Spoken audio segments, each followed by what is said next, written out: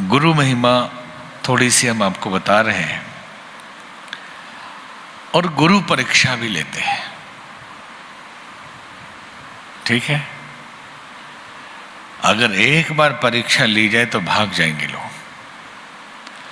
एक वृंदावन के बहुत बड़े संत हुए, उनके एक बहुत बड़े सेठ जी शिष्य थे, लाखों रुपया चढ़ावा चढ़ाते थे। एक दिन वृंदावन पहुंचे और जैसे ही पहुंचे गुरुजी ने डंडा उठाया, 2-4 डंडा मारा, बेहोश कर दिया। अब घर वाले जानते थे कि गुरुजी कोई भी ऐसे कर नहीं सकते, जरूर कोई कारण है, कोई डर से गुरुजी के बोल नहीं रहा है। डॉक्टर बुलाया जाए, वो बोले डॉक्टर की जरूरत नहीं, थोड़ा पंखा इसको कर दो। फिर जब होश में आया तो बिठा के गुरुजी ने बताया कि इसकी आयु खत्म हो गई थी, उसी मुहूर्त में इसका मार्केस था, ये मरने वाला था, तो इसके काल को मारा गया। अब ये 20-25 साल और जिएगा। तो कई बार गुरु क्या कर रहे हैं ये समझना मुश्किल हो जाएगा। जैसे घटना है, राजा भर्तृहरि का नाम सुना है? सुना आप लोगों ने? राजा भर्तृहरि ने श्रृंगार शतक लिखा, नीति शतक लिखा। फिर एक दिन ऐसा हुआ कि किसी संत ने राजा भर्तृहरि को एक फल दिया, वो अमर फल था, जो खा ले वो अमर हो जाएगा। राजा को लगा कि मैं अमर हो जाऊं और मेरी प्रेमिका अमर ना हो तो मैं जीऊंगा कैसे? ठीक, मतलब रानी को दिया उन्होंने, रानी को वो फल दे दिया कि आप खाइए, अमर हो जाइए। और रानी प्रेम करती थी अश्व विभाग के अधिकारी से, तो रानी ने सोचा कि ये फल मैं खा लूं ठीक नहीं होगा, वो ले जाके उसको दे दिया।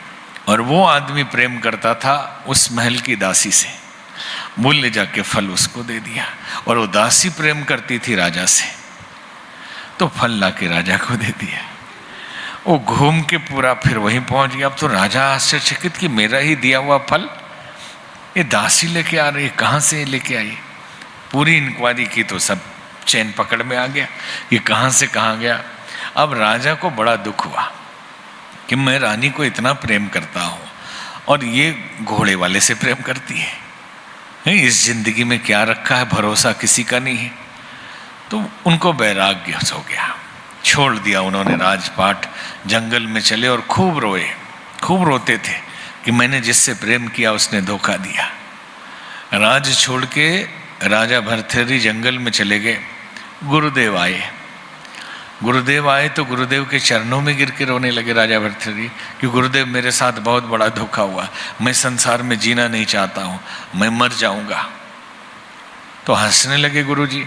तो भर्तृहरि कहने लगे कैसे गुरु हैं आप, मेरे दुख में थोड़ा मदद करना चाहिए और आप हंस रहे हैं, मैं तकलीफ में हूँ और आप हंस रहे हैं। तो बोले मूर्ख, जो फल देने वाला साधु था उसे पहचाना तुमने? बोले नहीं, मैं ही था, फल मैंने ही दिया था। और न तुम्हारे रानी का कोई दोष है और न उन अधिकारियों का दोष है, सबका दिमाग मैंने ही घुमा दिया, सिर्फ तुम्हें इस माया जंजाल से निकालने के लिए, सच्चाई दिखाने के लिए कि संसार क्या है। और अब भर्तृहरि ऋषि बन गए, भर्तृहरि योगी बन गए। और भर्तृहरि इतने बड़े योगी बन गए कि भिक्षा मांग के खाते थे। भिक्षा मांग के खाते खाते मन में आया क्या मांगना, जब सब भगवान ही करता है तो मांगना ही नहीं, मिल जाए तो खाओ नहीं तो भूखे रहो। तो ऐसे ही रहने लगे। तो शमशान में कोई पिंडदान करता था, उसी को उठा के खा लेते थे। तो 2-4-10 दिन तक पिंडदान ही ना हो तो भूखे रह जाते थे। एक बार 10 दिन तक पिंडदान नहीं हुआ और भूखे प्यासे बैठे हुए हैं कि आएगा तो खाएंगे, मांगने नहीं जाएंगे।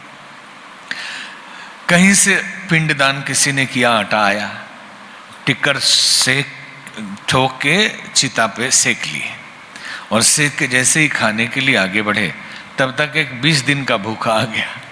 कहने लगा बाबा हमें खिला दीजिए, 20 दिन के भूखे हैं।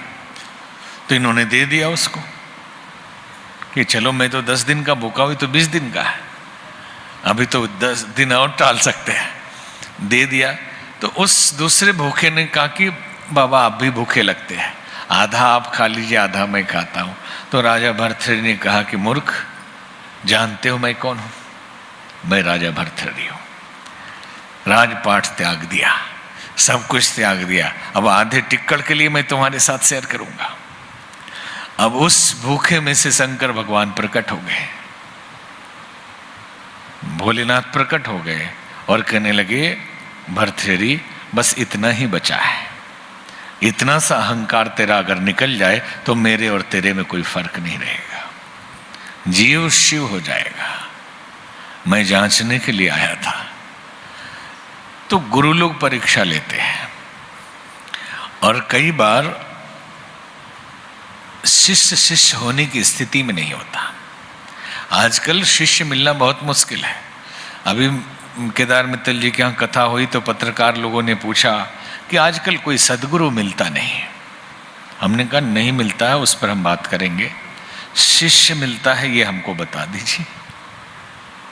सदगुरु मिल भी जाए तो किसे मिले? शिष्य को मिलेंगे ना। किसी लोभी लालची व्यापारी को सदगुरु कैसे मिल जाएंगे?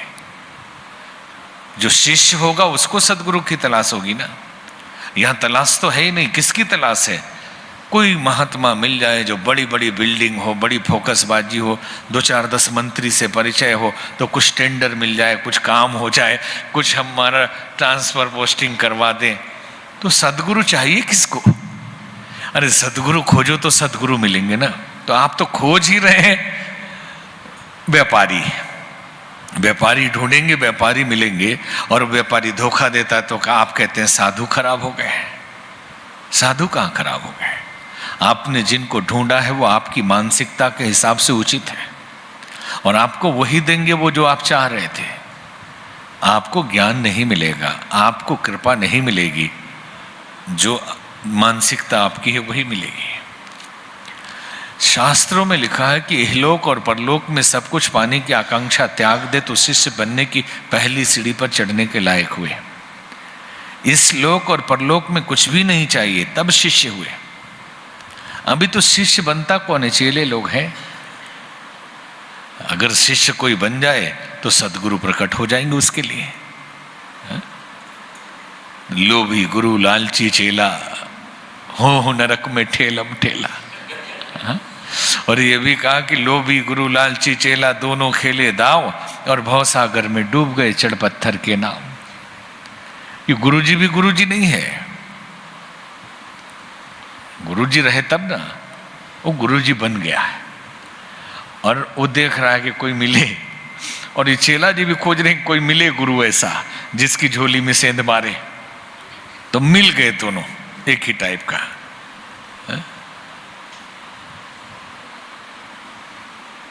राम मिलाए जोड़ी एक आंधर एक कोड़ी। मिल गए दोनों। अब मिल गए तो एक कहता है हमारे पास नाव है, हम भवसागर से पार कराएंगे। तो नाव कैसी थी? पत्थर की थी। भवसागर में डूब गए चढ़ पत्थर की नाव। तो ये बहुत पवित्र संबंध है। हम भी बहुत थके हुए हैं इसलिए केवल बातचीत आपसे कर रहे हैं। और जितनी श्रद्धा होगी उतनी ही कृपा आपके ऊपर होगी। ईश्वर ही गुरु के रूप में इस संसार में आते हैं। पंच तत्वों का शरीर अलग अलग दिखाई दे भले ही कि ये वाले गुरु जी हैं ये वाले, लेकिन भीतर जो गुरु तत्व है वो परमात्मा ही है। इसलिए कहते हैं कि गुरु बिन भव निधि तरे न कोई, शिव बिरंची विष्णु सम होई। गुरु के बिना भवसागर से कोई पार नहीं हो सकता। ब्रह्मा विष्णु महेश भी हो जाए तो उनको भी गुरु चाहिए। और संत कबीर ने कहा कि यह तन विष की वेलरी गुरु अमृत की खान, शीश दिए गुरु मिले तो भी सस्ता जान। ये शरीर तो विष की लता है और गुरु अमृत की खान है। सिर कटा के भी अगर सदगुरु मिल जाए तो सस्ता समझ लेना, सस्ते में मिल गया है। और ऐसे संत कबीर जो कहते हैं कि कंकड़ पत्थर जोड़ के मस्जिद लियो बनाए ता चढ़ी मुल्ला बाग दे बहरो हो खुदाए। और हिंदू लोग कहते हैं कि पाहन पूजे हरि मिले तो मैं पूजू पहाड़, ताते तो चक्की भली पीस खाए संसार। ऐसा आदमी भी कहता है कि गुरु गोविंद दो खड़े काकी लागू पाए, बलिहारी गुरु आपकी जिन गोविंदियों बताए। कि गोविंद से बड़े हमारे गुरु हैं जिन्होंने गोविंद से मिलवा दिया। तो गुरु कृपा श्रद्धा पे निर्भर करती है, जितनी श्रद्धा होगी उस हिसाब से आपका कल्याण होगा। और इस गुरु पूर्णिमा पे आप लोगों के लिए बहुत बहुत आशीर्वाद है, और अधिक बोलना नहीं चाह रहे हम, ठीक है। ओम शांति।